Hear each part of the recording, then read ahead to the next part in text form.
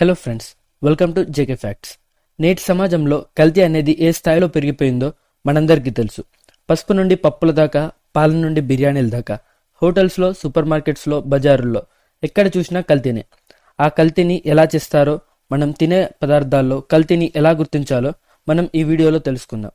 ఈ వీడియోలో మన ఆరోగ్యానికి సంబంధించిన ఎంతో విలువైన సమాచారం ఉంది. కాబట్టి ఈ వీడియోని ఎక్కడ స్కిప్ చేయకుండా చివరి వరకు చూడండి. మీరు కనుక మొదటిసారి మన ఛానల్ని చూస్తున్నట్లయితే వెంటనే సబ్స్క్రైబ్ చేసుకోండి. పక్కనే ఉన్న గంట సింబల్ని ఆన్లో పెట్టుకోండి.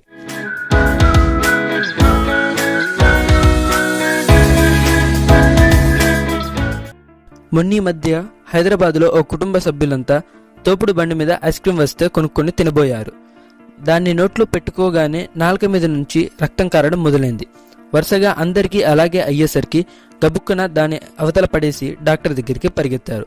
అసలు ఎందుకు ఇలా జరిగిందంటే, ఐస్ క్రీమ్ త్వరగా కరిగిపోకుండా ఉండటానికి అందులో డ్రై ఐస్ని కలిపారు. డ్రై ఐస్ అనేది నాలుకకి కాదు, శరీరంలో ఎక్కడ తగిలినా తెగిపోతుంది. ఈ కల్తీ వల్లే అందరికీ నాలుకలు తెగి రక్తాలు కారాయి. ఈ మధ్య కాలంలో జరిగిన ఒక అధ్యయనంలో దేశవ్యాప్తంగా చాలా లివర్ ఇన్ఫెక్షన్లకు కారణం కల్తీ టీ పొడి అని తేలింది. ఎండలు మండిపోతున్నాయి, చల్లగా ఏమన్నా తాగాలనిపిస్తుంది అని అనుకున్నప్పుడు 10 రూపాయలకే పండ్ల రసం అంటూ బోర్డులు కనిపిస్తాయి. అటు మనం పరిగెత్తుకుంటూ వెళ్తాం, కానీ అందులో ఉన్నది నిజంగా పండ్ల రసమేనా? ఒకసారి ఆలోచించండి. మనం నిత్యం వాడే వస్తువుల్లో చాలా తరచుగా కల్తీకి గురయ్యేవి పాలు. అందులో ఏ నీళ్లు పడితే ఆ నీళ్లు కలిపితే అనారోగ్యం తప్పదు.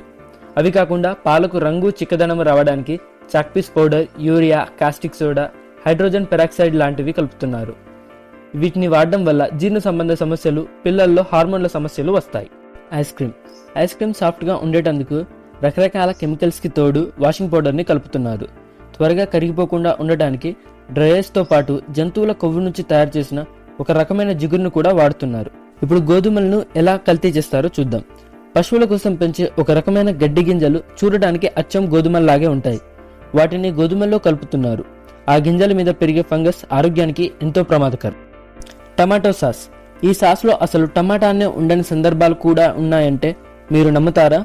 గుమ్మడికాయ గుజ్జు, పంచదార, కొన్ని కెమికల్ కలర్స్ని కలిపి టమాటో సాస్గా అమ్ముతున్నారు. పప్పులు ఆకర్షణీయంగా కనిపించడానికి మెటానిల్ అనే ఎల్లో కలర్ని కలుపుతున్నారు. ఇది కలిసిన ఆహార పదార్థాలు చాలా కాలం తింటే న్యూరోటాక్సిసిటీ అనే సమస్యతో మొత్తం నాడీ వ్యవస్థ దెబ్బతింటుంది. ఇక మసాలా దినుసుల విషయాలకు వస్తే మిరియాల్లో బొప్పాయి గింజలు, పసుపులో మెటానిల్ ఎల్లో, రెడాక్సైడ్ లాంటివి, ఇంగువలో మట్టి, కారం పొడిలో ఇటుక పొడి కలుపుతున్నారు. ఇంకా అత్యంత ఖరీదైన కుంకుమ పువ్వులో ఎండబెట్టిన మొక్కజొన్న పీచును కలుపుతున్నారు. ఇకపోతే మనం రోజు వాడే పండ్లు, కూరగాయల విషయాలకు వస్తే పండ్లు, కూరగాయలు ఆకర్షణీయంగా కనిపించడానికి వాటి లోపలికి రసాయన రంగుల్ని ఇంజెక్ట్ చేస్తున్నారు. వీటి వల్ల మనకు క్యాన్సర్ కూడా రావచ్చు.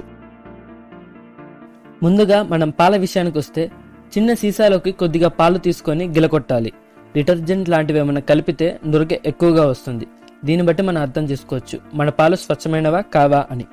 ఇకపోతే ఐస్ క్రీమ్ విషయానికి వస్తే ఐస్ క్రీమ్లో ఏమైనా కెమికల్స్ కలిపారో లేదో తెలుసుకోవడానికి కొంచెం ఐస్ క్రీమ్ను విడిగా తీసి పక్కన పెట్టి దాని మీద 2 చుక్కల నిమ్మరసాన్ని పిండాలి.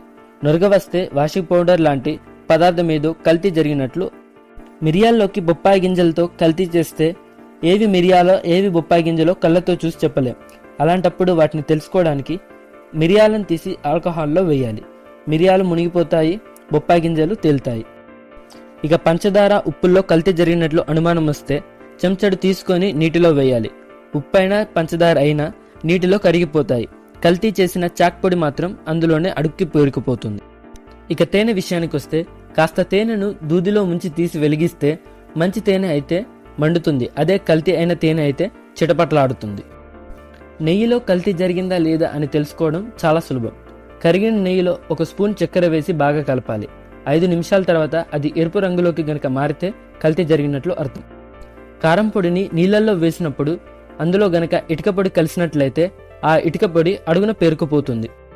కల్తీ గురించి మరిన్ని వివరాలకు foodsmart.pasi.gov.in వెబ్సైట్లో తెలుసుకోవచ్చు.